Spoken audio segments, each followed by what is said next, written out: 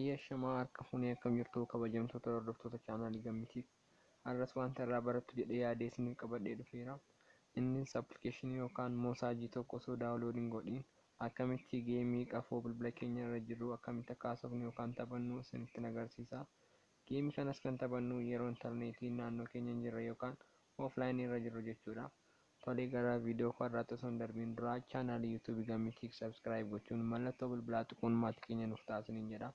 Amma kallachumaan gara barnoota keenya irratti galle.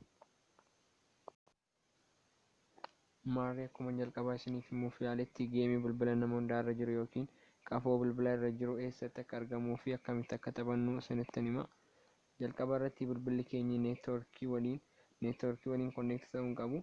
Sana booda appilikeeshinii bilbila nama hundaa irra jiru yookiin Google Chrome kan jedhamu al takkaaf hin banna yookiin appilikeeshinii kana jechuudha. Bilbila hunda keenya irra waan jiruuf.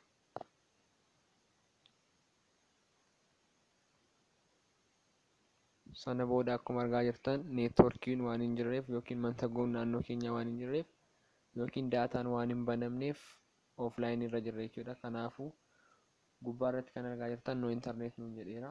Kana geemii kanas kan taphannu yeroo intarneetiin naannoo keenya hin jirre yookiin yeroo offline irra taanee jirru jechuudha. Akkuma gubbaa irratti argaa jirtan yookiin mallattoo diyaanoosarasii kan fakkaattu kan inni isiniif marsee kana al takkaaf hin tuqna.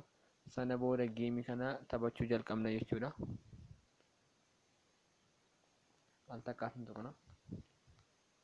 Kunoo akkuma argaa jirtan geemii kana taphachaa jirra. Haaluma salphaa ta'een geemii kana taphanna jechuudha.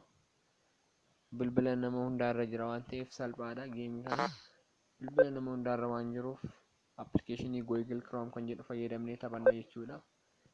Geemii baay'ee salphaa yeroo intarneetiin yookiin neetwoorkiin hin jirre kan taphannu jechuudha. Haaluma kanaan taphanna jechuudha. Appilikeeshinii Google Chrome kan jedhu fayyadamuudhaan geemii bilbila keenya irra jiru jechuudha. Appilikeeshinii tokko osoo daawunloodiin godhiin salphaamatti yeroo intarneetiin hin jirre geemii taphannudha jechuudha.